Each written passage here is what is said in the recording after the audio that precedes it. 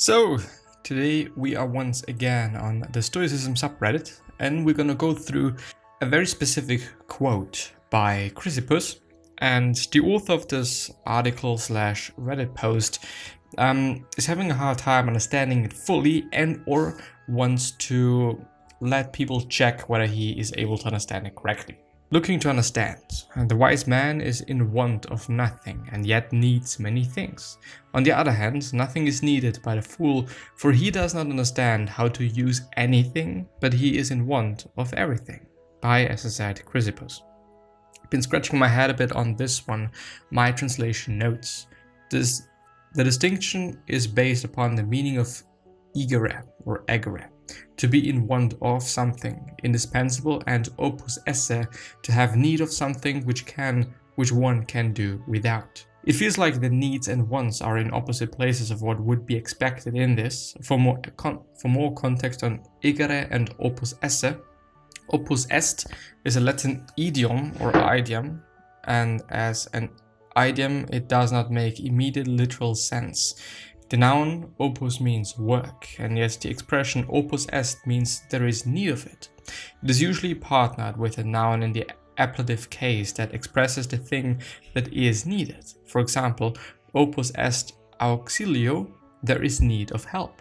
One theory is that the expression really means there is work to be done with something, and if that is true, it would make sense to put the with something in the ablative case, as this is one of the ablative case's favorite jobs, often referred to as an ablative of instrument.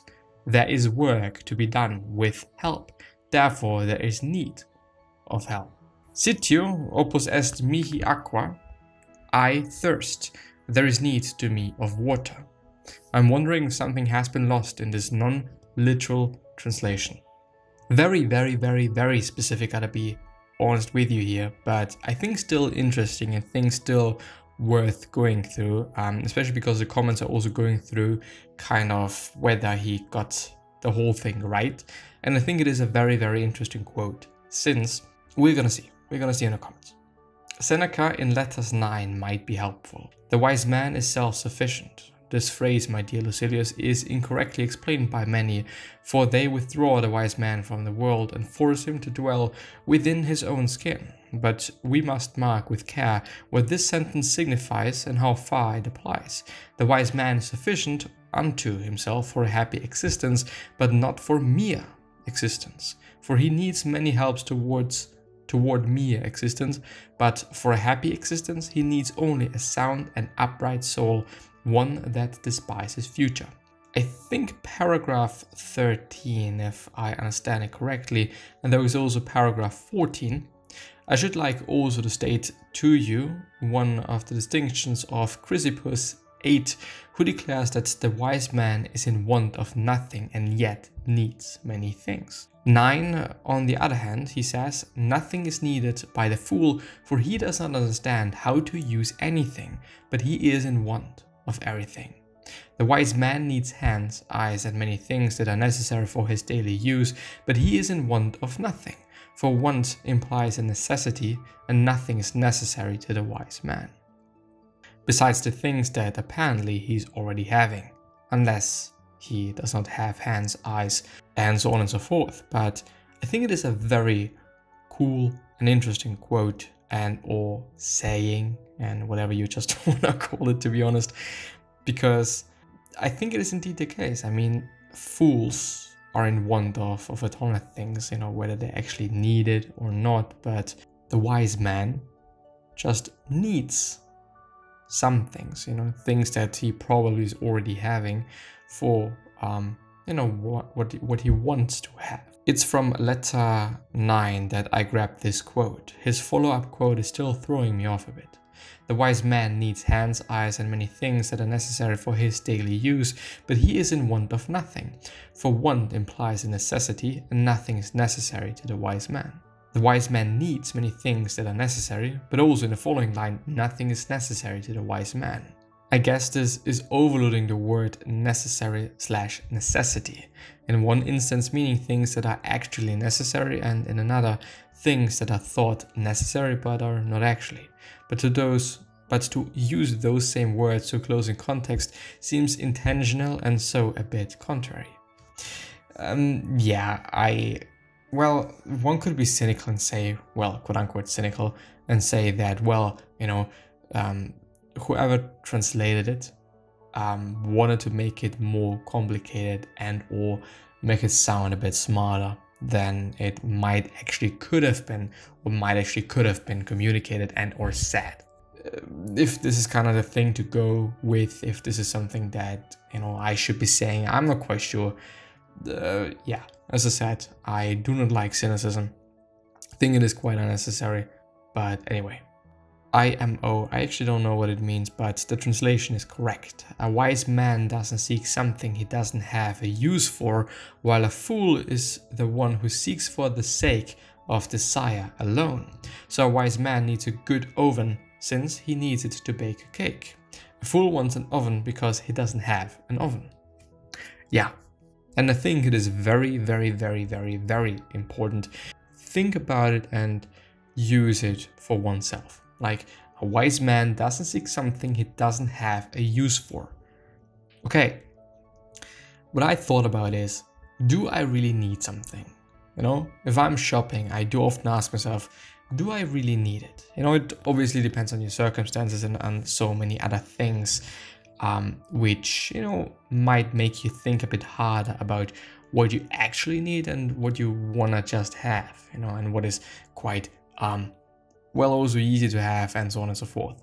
Meaning, for example, cut fruit being a bit more expensive than just a whole one, even if you're just even getting less for your money, but still, just because it is cut and it might be a bit convenient, I think it makes sense to never, ever, ever spend money on convenience, to always just go a bit further and just put in the work to some point. I mean, if you're having a lot of money and you are making more money in the time that you're wasting with something, that you're just gonna buy the fucking fruit that is already cut for just $1 more or whatever it might be.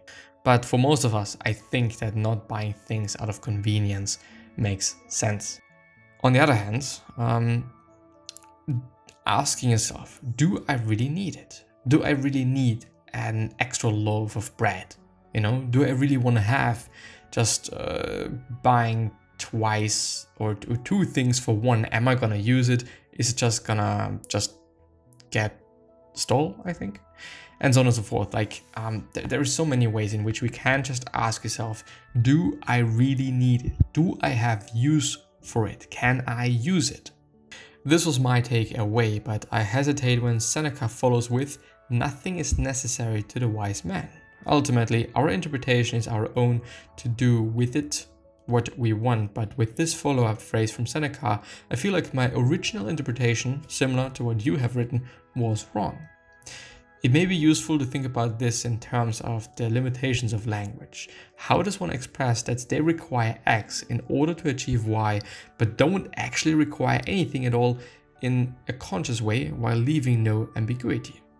I have a feeling that people speaking and translating all the languages were even more limited than we are today, because those of us speaking modern English have a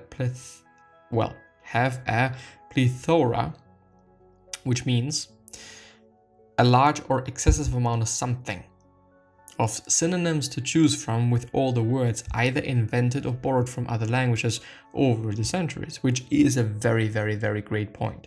So when we add our awareness of these limitations in language to what we know about Stoicism, Stoics are not ascetics or monks living in solitude and deprivation. Stoics strive to be productive and active in their daily lives. Stoics seek to be helpful to their community/society. I think the underlying meaning becomes more or less clear. As I outlined above, it is about being dependent on certain conditions/resources to achieve specific outcomes, but not being dependent on the various material goods for general life satisfaction, or even for the ability to do somewhat productive. To be somewhat productive. In my mind, it's about conducting oneself optimally, requires many things, versus living quote unquote well enough requires very little that the Stoics doesn't already possess or don't already possess. that the Stoic doesn't already possess. That is how it is correctly. Well, yeah, I mean, obviously, if you do wanna bake a bread, you kind of need some type of oven. If it is a very expensive oven or a not very expensive oven is up to debate, and this is not what we're debating at the time. We're just debating whether you need an oven or you don't. It probably also depends on the bread that you're making, and so on and so on and so on, yada yada yada, but in the end you probably need an oven. Yeah, whereas, as the author here of this comment also pointed out just before, somebody that is not wise, maybe a fool or however you want to call such a person, this person just wants to have something for the sake of having it. One could then also say, and this really is, I think, stretching the whole thing, but okay, I'm gonna buy myself a very, very, very, very, very, very, very expensive car just because,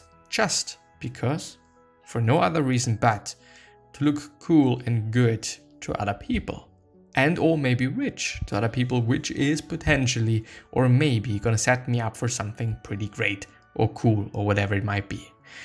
Yes, but on the other hand, no, don't do that. It is a waste of money, So it's like, yeah, you can use it for something, and I can see potential benefits of that, but still, no.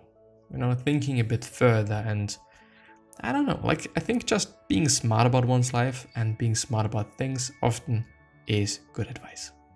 Maybe it is not necessary to the wise man, because it is assumed a person with great wisdom will always find the best solution using what he already has. In this case, I think that the fool is a person who decides on not seeking to address a need / concern because he lacks the tools, but a wise man will seek to address a need / concern with whatever is at his disposal.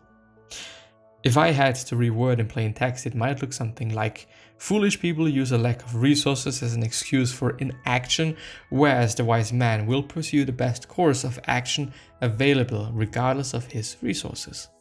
It may also imply that a wise person knows how to effectively leverage tools and resources at his disposal, where the fool may not think of all the possible uses for the tools at his disposal, which is, by the way, something that I also had to think about. Okay, do you really need an oven? I really had to think about it, and really struck me. Do you really need an oven for what you're willing to make? Do you need it? Are you in need of it? Is it a necessity? Or, which kind of, gives me the feeling that yes, this comment is a good point. It might be just about using what you have for as good of a thing as you can. Okay, I'm having a computer. What can I use it for? Do I really need this new hard drive? Do I really need a new computer for what I'm willing to make? Which is also a very great question to ask yourself. Do I need this new thing? Do I have to buy this one thing to do what I want to do? And I think that we often find ourselves being like, well, I don't actually need it. I don't actually need a new computer. I don't actually need a microphone. I don't actually need whatever, a new fork, a new pair of forks, for whatever the fuck reason you think about that. But maybe you actually do. Maybe you can see the benefit, But for what you are about to do you really need it? And I do underline need, wanting something to do something well. Yeah, this is another debate, it is about something different. But do you really need it? Some comments saying, I think you guys are all thinking this by a mile. Another comment saying, this is a philosophy sub, it is what we do here, lol. Fair, I thought about that after posting, lol, but I was thinking that in order to be wise, you would have an understanding of what it means to want versus need. I was thinking with wisdom comes a distinction and a practice of living by that distinction. Not everyone is there yet though, so talking about it here can help others to get there. Agreed.